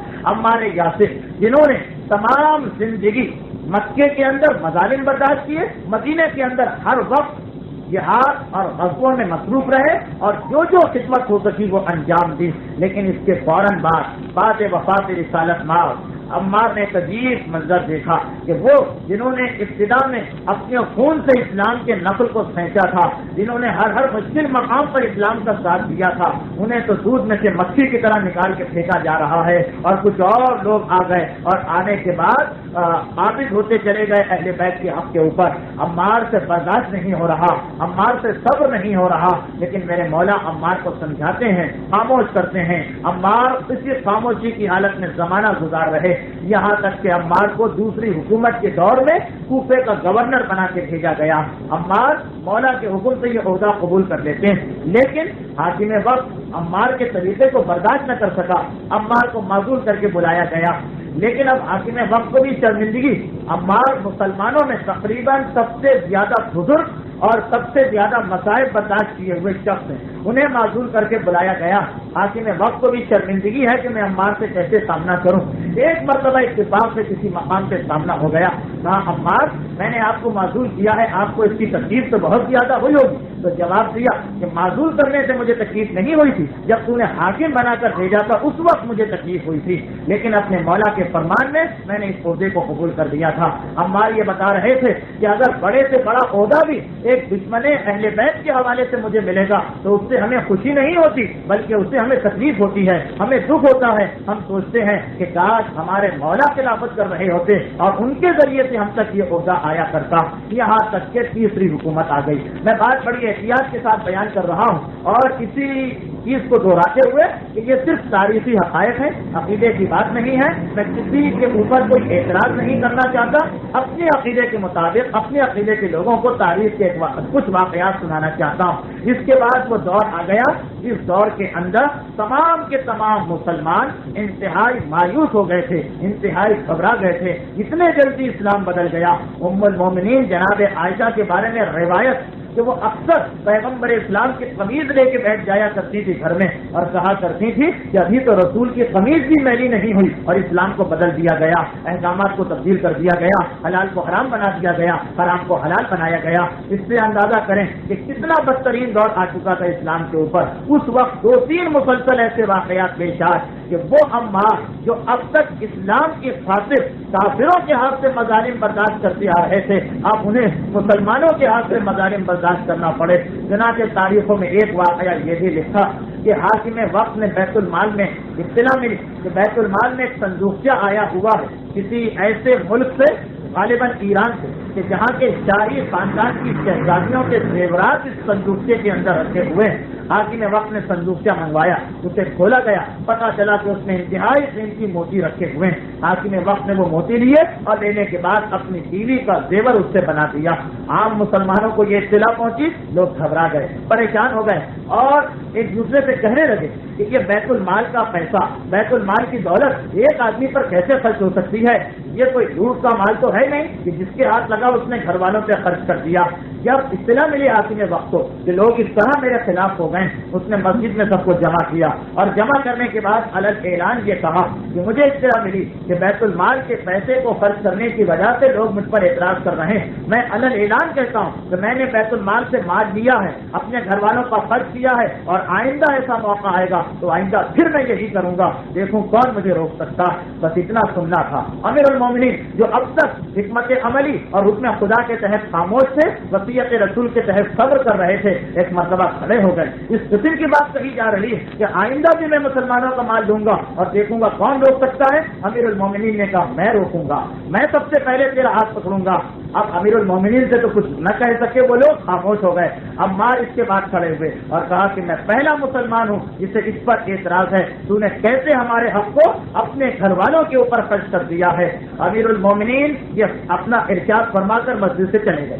عمار یاسر بیٹھ گئے۔ جب تھوڑے سے لوگ مسجد میں رہ گئے تو حاکم نے حکم دیا اس حبشی کے بیٹے کو گرفتار کر کے لایا جائے۔ عمار یاسر گرفتار کر کے گئے۔ حاکم نے وقت نے کس انداز سے گفتگو کی کہ اے موٹی پیٹ والے عورت کے بیٹے، اب تیری یہ ہمت کہ ہم پر اعتراض کرتا، اور یہ کہہ کے غلاموں کو حکم دیا اس کے ہاتھ پاؤں پکڑ لو، اور اس کے بعد پھر اپنے پاؤں میں چمڑے کا انتہائی سخت جوتا تھا، اپنے پاؤں سے اس 90 سال کے بوڑھے عمار یاسر کی ناف کے نیچے ضربیں لگانا شروع کر دی۔ روایت یہ ہے کہ 70 مرتبہ عمار یاسر کے ناف کے نیچے اپنے اس پاؤں سے ٹھوکر ماری اور وہ حالت ہو گئی کہ عمار خونم خون ہو گئے، تمام جسم سے خون جاری ہو گیا، پھر بھی چین نہ آیا۔ عمار کو پلٹا اور ایک مرتبہ اسی کمر پر جس پر کبھی ابو جہل نے کوڑے مارے تھے، اب اس کمر کے اوپر کوڑے پڑ رہے ہیں۔ عمار یاسر جو کافروں کے ہاتھ سے مظالم برداشت کیے تھے، آج مسلمانوں کے ہاتھ سے مظالم برداشت کر رہے ہیں۔ اتنا مارا گیا کہ عمار یاسر خون نکلا جسم سے اور بے ہوش ہو گئے۔ وہ عمار یاسر جو مظالم سہنے کی وجہ سے ایک طرح سے ان کا جسم عادی ہو چکا تھا. یہ سبھی بھی بتایا کرتے ہیں. اس کے باوجود اتنے مسائل آج نازل ہوئے کہ عمار کے تمام قسم سے خون بہ رہا ہے. پھر حاکم نے کہا کہ اٹھا کر اسے مسجد کے باہر ڈال دو. عمار یاسر کو مسجد کے باہر دروازے پہ ڈال دیا گیا. وہ عمار جس کا ہر قدم پر رسول احترام کر رہے ہیں, خدا کی جانب سے اس کے احترام میں آیتیں نازل ہو رہی, آج دروازے کے اوپر مسجد سے پڑے ہوئے ہیں اور مسلمان چپ چاپ چلے جا رہے ہیں. کہیں ایسا نہ ہو کہ ہم بھی مصیبت میں پھنس جائیں. جناب ام سلمہ کو اطلاع ملی, ایک مرتبہ برداشت نہ کر سکی, رسول کا زمانہ دیکھے ہوئے تھی, عمار یاسر کی فضیلت کا قصہ سنے ہوئے تھی. اور جیسا کہ اس سے پہلے میں بیان کر چکا ہوں کہ عمار یاسر اور ام سلمہ دو شریف بھائی بہن تھے. غلاموں کو بھیجا اور عمار یاسر کو اپنے گھر کے اندر بلایا. بے ہوش عمار یاسر گھر میں آئے. روایت یہ ہے کہ یہ واقعہ ظہر کی نماز کے وقت پیش آیا تھا, یعنی جب ظہر کے لیے لوگ مسجد میں آئے تھے. اب عمار یاسر کو اتنا مارا گیا کہ پورا دن بے ہوش رہے, آدھی رات کے بعد ہوش آیا. پہلا موقع تھا عمار یاسر کی زندگی میں کہ مسلسل 4 نمازیں عمار یاسر کی قضا ہو گئیں, ظہر, عصر, مغرب, عشاء. ام سلمہ پریشان بیٹھی ہیں اور جس کو اطلاع مل رہی ہے عمار یاسر کی حالت کی, جتنے محب ہیں وہ سارے کے سارے ام سلمہ کے گھر میں آنے لگے. یہاں تک روایت ہے کہ جناب عائشہ کو اطلاع ملی, برابر کا گھر تھا, وہ بھی پریشان ہو گئی. عمار یاسر اتنا مقدس صحابی, اتنا بزرگ صحابی, 90 سال کے بزرگ, اور ان پر یہ مصیبت. روایت یہ ہے کہ اس موقع پر پھر ام المومنین جناب عائشہ نے پیغمبر اسلام کی جوتی, پیغمبر اسلام کا لباس اور پیغمبر اسلام کا بال نکالا اور صحن میں بیٹھ گئی یہ کہتے ہوئے کہ ابھی تو پیغمبر کا یہ لباس, یہ بال, یہ جوتی بھی نہیں بدلی ہے اور اتنے جلدی پیغمبر کے صحابیوں پر ایسے مظالم شروع ہو گئے ہیں. اس وقت ام سلمہ کے بارے میں حاکم وقت کو اطلاع مل گئی کہ وہاں تو 50-60 آدمی جمع ہو چکے ہیں.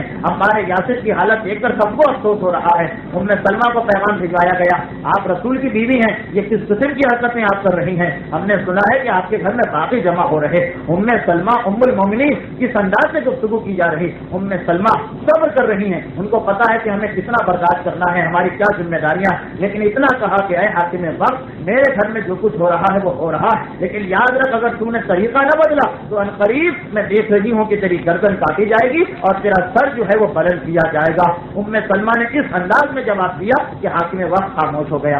اور ادھر بنو مخزوم کے بارے میں تفصیل میں نے تقریر کی ابتدا میں بتائی تھی. ان کو اطلاع ملی, ان کے سردار تلوار لے کر پہنچے حاکم وقت کے پاس. کہا کہ اگر عمار مر گئے, اگرچہ یہ ہمارے قبیلے کے نہیں مگر ہماری پناہ میں تھے, اگر یہ مر گئے تو یاد رکھ بنو امیہ کا ایک شخص مار دیا جائے گا, قبیلے سے انتقام لے گا. چنانچہ حاکم وقت نے عمار کو ان کی حالت سے چھوڑ دیا. لیکن ایک مرتبہ نہیں, روایت یہ ہے کہ دوبارہ پھر ایک ایسا واقعہ پیش آیا کہ جب حاکم وقت کے مظالم حد سے زیادہ بڑھے تو مدینے کے سارے لوگ جمع ہوئے, بڑے بڑے صحابی. امیر المومنین کنارہ تک ہیں اس سیاست سے, لیکن اور بڑے بڑے صحابی, وہی بڑے بڑے صحابی جو پہلی دوسری حکومت میں حکومت کے ساتھ تھے مگر اب برداشت نہیں کر پا رہے, ان سب نے مل کر یہ سوچا کہ حاکم وقت کو ان مظالم سے روکنا چاہیے. ایک بہت بڑی دستاویز تیار کی گئی جس میں وہ سارے کے سارے الزامات لکھے گئے جو حاکم کی ذات پہ لگائے جا رہے تھے. مثلا افریقہ یا پورے بر اعظم کا جتنا خمس آیا تھا وہ اپنے خاندان کو بانٹ دیا گیا. مثلا بیت المال سے 7 محل مدینے میں تعمیر دیے گئے, ایک اپنے لیے, ایک اپنی بیوی کے لیے, ایک اپنی بیٹی کے لیے اور باقی اپنی بہنوں اور بھائیوں کے لیے. یا مثلا یہ کہ ولید ابن عقبہ جو چچا داد بھائی ہے حاکم وقت کا, اس نے مسجد کوفہ میں نشے کی حالت میں صبح کی نماز 4 رکعت پڑھا دی اور پلٹ کر پوچھا کہ اور دل کیا رہا ہے تو میں اور لمبی نماز پڑھ سکتا ہوں, اور حاکم وقت نے اسے کوئی سزا نہیں دی. اس قسم کی 8-10 باتیں تفصیل بیان کرنے کو دل چاہ رہا تھا, لیکن گھڑی کی سوئیاں بتا رہی ہیں کہ جلدی سے گفتگو کو اختصار کے ساتھ آخری منزل پہ لایا جائے. اس قسم کے الزامات اور نوا الزام یہی تھا کہ یہ پہلا شخص, اسلام میں پہلا شخص یہ حاکم وقت جس نے کمر پر کوڑے مارنے کا رواج نکالا. شریعت میں کمر پر کوڑے مارنے کا رواج نہیں, یہ الزام لگایا گیا کہ اللہ کے رسول چمڑے کا کوڑا نہیں مارا کرتے تھے. کوڑے کے بارے میں فقہ کا مسئلہ بھی ہے کہ نہ بہت سخت ہو نہ بہت نرم ہو, درمیانی کوڑا. لیکن حاکم وقت نے چمڑے کا کوڑا بنایا اور کمر کے اوپر کوڑا مارا جاتا تھا. تمام مدینے کے صحابیوں نے لکھا یہ خلاف شریعت اور خلاف سنت عمل ہے, یہ کمر پر کوڑا مارنا شریعت میں جائز نہیں ہے. یہ پہلا شخص ہے جسے ختم کیا جائے. دستاویز تیار ہو گئی اور اس کے بعد سب چلے کے چل کر حاکم وقت کے پاس خدمات پیش کریں گے، مگر جیسے جیسے چلنے لگے ویسے ویسے حکومت کا ڈر دل میں طاری ہوتا گیا، ایک ایک کر کے ہر آدمی راستے سے موقع دے کر اپنی جان بچاتا ہوا ادھر ادھر چلا گیا، یہاں تک کہ جب عمار مسجد کے دروازے پر پہنچے تو اکیلے رہ گئے تھے۔ دائیں بائیں دیکھا وہ سارے کے سارے صحابی جو بڑے بڑے دعوے کر رہے تھے سب غائب ہیں، اکیلے عمار رہ گئے۔ عمار چاہتے تو عمار کی واپس آ جاتے، لیکن وہ عمار جو ابو جہل کے مظالم سے ڈر کر کبھی انہوں نے حق کے خلاف بات نہ کی، اس وقت کیسے ڈر جاتے؟ چنانچہ وہ مسجد کے اندر داخل ہوئے، حاکم وقت کے سامنے یہ خط رکھا اور کہا کہ یہ خط ہے تمام مدینے کے مقتدر صحابیوں نے اسے لکھا۔ حاکم وقت نے پڑھا، چہرے کا رنگ سرخ ہو گیا، کہا کہ نام تو بتانا وہ کون کون؟ عمار نے کہا نام ہرگز نہیں بتاؤں گا، وہ ساتھ آ جاتے یا اجازت دیتے تھے دوسری بات ہے، لیکن ان کا پیچھے سے چلے جانا یہ ثبوت ہے کہ وہ مجھ کو اجازت نہیں دے رہے کہ میں ان کا نام ظاہر کروں، نام تو ظاہر نہیں کروں گا، بس اتنا سننا تھا۔ حاکم نے کہا کہ اگر وہ سب کے سب چلے گئے تو اے حبشن کے بیٹے تجھے کیا پڑی تھی جو یہ خط لے کر تو میرے پاس آ گیا؟ تجھے کیا ضرورت تھی کہ تو مجھے نصیحت کرنے لگا؟ عمار نے سنا بڑے ضبط کے ساتھ، عمار جب اس شخص کے سامنے آتے ہیں یہ ہمیشہ ماں کا تانا دیا کرتا ہے۔ عمار نے سنا، بس اتنا کہا کہ اے شخص میں اس لیے بار بار تیرے پاس آ رہا ہوں کہ میں سب سے زیادہ تجھ سے محبت کرتا ہوں، میں یہ چاہتا ہوں تو جہنم کی آگ میں نہ جلنے پائے بلکہ جنت کے اندر اعلیٰ مراتب حاصل کریں، اس لیے بار بار آ کر تجھے سمجھا رہا ہوں۔ حاکم نے سنا، غلاموں کو بلایا اور کہا کہ اس وقت تک اس کو کوڑے مارتے رہو جب تک کہ اس کے ہوش میں ہوش ہے، اور جب بے ہوش ہو گئے پھر عمار کو مسجد کے دروازے پر پھینکوا دیا گیا۔ اس کے نتیجے میں عمار کی پسلیاں ٹوٹ گئیں، عمار یاسر کے سینے کی پسلیاں ٹوٹ گئیں، اور بڑھاپے کے اندر اگر جسم کی ہڈی ٹوٹ جائے تو اس کے بعد اس کا مندمل ہونا اتنا مشکل بلکہ ناممکن ہے۔ ذہن میں رہے کہ یہ 90 سال سے اوپر کی عمر ہو چکی اور عمار کی روزانہ یہ حالت ہو رہی، یہاں تک کہ بار بار روایت میں یہ کہ 3-4 مرتبہ عمار یاسر کو بلا کر زد و کوب کیا جاتا تھا، یہاں تک کہ ایک دن مدینے میں اطلاع آئی کہ ابو ذر غفاری کا انتقال ہو گیا۔ حاکم وقت خود ان کو مدینے سے نکال چکے، یہ سنا صرف اتنا کہا ان پر خدا کی رحمت۔ عمار بیٹھے تھے، کہا کہ وہ رحمت کی دعا ہم مانگے تو زیادہ حقدار۔ حاکم سمجھا عمار نے ہم پہ تانا کیا، اور حقیقت بھی عمار نے صحیح کہا کہ تو انہیں نکال کر صحرا میں بھیجنے والا تو ان کے لیے دعا مانگ رہا ہے۔ حاکم نے سنا، کہا کہ تو میرا مذاق اڑا کر مجھے تانے دے کر تو یہ سمجھتا ہے کہ میں ابو ذر کو باہر پھینکوا کر خوش ہو رہا تھا، اب میں تجھے بھی باہر پھینکواؤں گا، تجھ کو بھی اسی مقام پہ جانا پڑے گا، تیار ہو جا۔ عمار نے کہا میں تو ہر وقت تیار ہوں۔ گھر پہنچے سامان اکٹھا کرنے لگے، امیر المومنین کو اطلاع ملی، فوراً حاکم وقت کے پاس آئے، کہا اب تک میں نے بہت صبر کیا، لیکن اگر عمار مدینے سے باہر گئے تو یاد رکھنا میں خاموش نہیں رہوں گا۔ یہ تیرا کیا طریقہ ہے؟ رسول کے بزرگ صحابیوں کو صحراؤں میں جلا وطن کیا کرتا ہے، یاد رکھ اب میں خاموش نہیں رہوں گا۔ حاکم وقت کچھ نہ کہہ سکا، کسیانہ ہو کر رہ گیا، جانتا تھا کہ امیر المومنین اگر الگ اعلان کھڑے ہو گئے تو بہت مشکل ہو جائے گی بات، صرف اتنا کہا کہ اے علی آپ نے تو مجھے بہت عاجز کر دیا ہے، کبھی یہ دل چاہتا ہے کہ آپ کی موت کی بد دعا مانگنے لگوں، کبھی سوچتا ہوں تو برا لگتا ہے۔ آپ کی مثال ایک نافرمان بیٹے جیسی ہے کہ باپ نافرمان بیٹے کی موت بھی نہیں چاہتا، مر گیا تو دل کو تکلیف ہوگی، زندگی بھی نہیں چاہتا کہ نافرمانی سے اس نے باپ کی زندگی کو عاجز کیا ہوا۔ آپ کی موت کی دعا مانگتا ہوں تو سوچتا ہوں کہ پھر آپ جیسا کہاں مل سکتا ہے اسلام کو، لیکن آپ کو زندہ دیکھتا ہوں، آپ کی باتیں سنتا ہوں تو دل یہ چاہتا ہے کہ کاش آپ کو فوراً موت آ جائے۔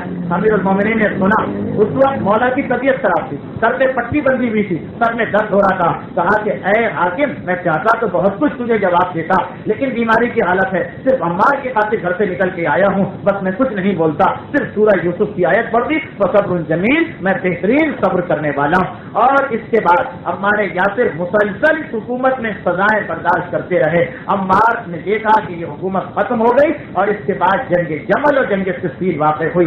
جنگ جمل کے اندر عمار آگے اور جنگ صفین جب آئی تو عمار کا جوش دیکھنے کے قابل تھا۔ 94 سال کا بڈھا ہے لیکن اتنی بہادری سے لڑ رہا ہے کہ امیر المومنین نے اپنے لشکر کے 3 حصے کیے، ایک کا سپہ سالار مالک اشتر کو بنایا، ایک کا سپہ سالار ہاشم ابن قصبہ کو بنایا اور ایک کا سپہ سالار عمار یاسر کو بنایا۔ دائیں طرف مالک کے حوالے قلب لشکر ہاشم کے حوالے اور بائیں طرف عمار کے حوالے۔ عمار پوری بہادری کے ساتھ پورے جوش کے ساتھ 17 महीने मुसलसल जंग होती रही और अम्मार मुसलसल इस जंग में हिस्सा लेते रहे, यहाँ तक कि एक दिन वो आया कि अम्मार के दिल ने गवाही दी कि शायद आज मेरा आखिरी वक्त है। मौला के पास गए और जाने के बाद इतना कहा कि या अमीर अल मोमिनीन, क्या आज मुझे मौत आने वाली है? मौला ने वापस कर दिया, अम्मार वापस चले जाओ सफों में। फिर आए, फिर गए, 3 मरतबा पूछा, 4थी मरतबा मौला ने कहा कि हाँ अम्मार, बस आज तेरा आखिरी दिन है। जंग शुरू हुई। दौरान जंग अबुल आदिया, ये वो शख्स था कि जिसने तीसरी खिलाफत में देखा था कि अम्मार की बहुत ज्यादा गदोफूक किया जा रहा है, बहुत ज्यादा पिटाई हो रही है। उसी वक्त ये अम्मार के खिलाफ था कि ये मेरे खलीफा से लड़ता है। अब इस मैदान जंग में उसे मौका मिला। अम्मार तलवार चला रहे हैं। रिवायत में यह है कि 600 से ज्यादा आदमी अम्मार के हाथ से इस जंग में मारे गए। 600 काफिर वासिर जहन्नुम हुए। यहाँ तक के लड़ते लड़ते अम्मार ने रुख फेरा, पीछे से अबुल वादिया ने अम्मार के पहलू पे हमला किया।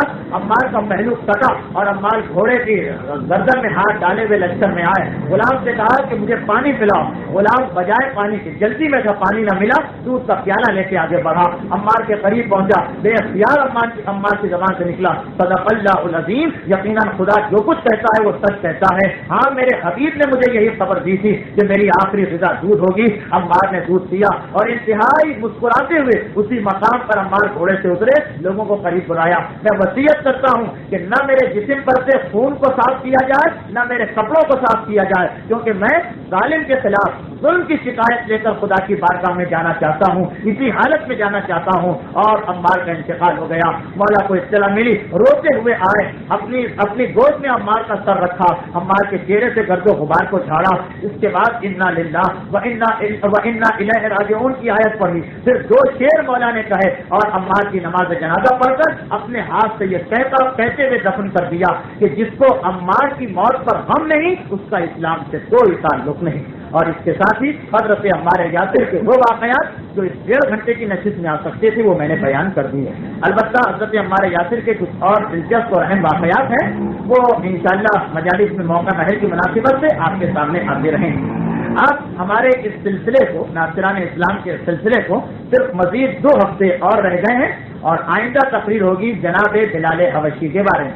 और जनाब बिलाल हबशी के साथ उनके वालिदैन के सवाल हयात भी बड़े दिलचस्प। चुनांचे बिलाल हबशी और उनके वालिदैन, ये हमारी आइंदा गुफ्तगू का मौजू है। तफसील के साथ इस मौजू पर गुफ्तगू होगी। उसके बाद सिर्फ एक आखिरी तकरीर है और इस साल नासिरान इस्लाम का ये सिलसिला अपने अख्तिताम को पहुंचेगा। आज की जैसा मैंने कहा कि मसाइल की गुंजाइश नहीं थी और आइंदा तकरीर में भी ऐसा लग रहा है कि फिक्री मसाइल बयान न हो सकेंगे। वैसे मैं कोशिश करूंगा कि मसाइल आ जाए ताकि गुफ्तगू हर एतबार से मुकम्मल। लेकिन अगर मसाइल आएगी तो तकरीर के इख्तिताम पे, ताकि अगर तकरीर को ज्यादा वक्त चाहिए हुआ तो ऐसा न हो कि बात नामुकम्मल रह जाए। इसके साथ आज की मैसेज खत्म हुई। आप हज़रात दुरूद भेजें मोहम्मद वाले मोहम्मद।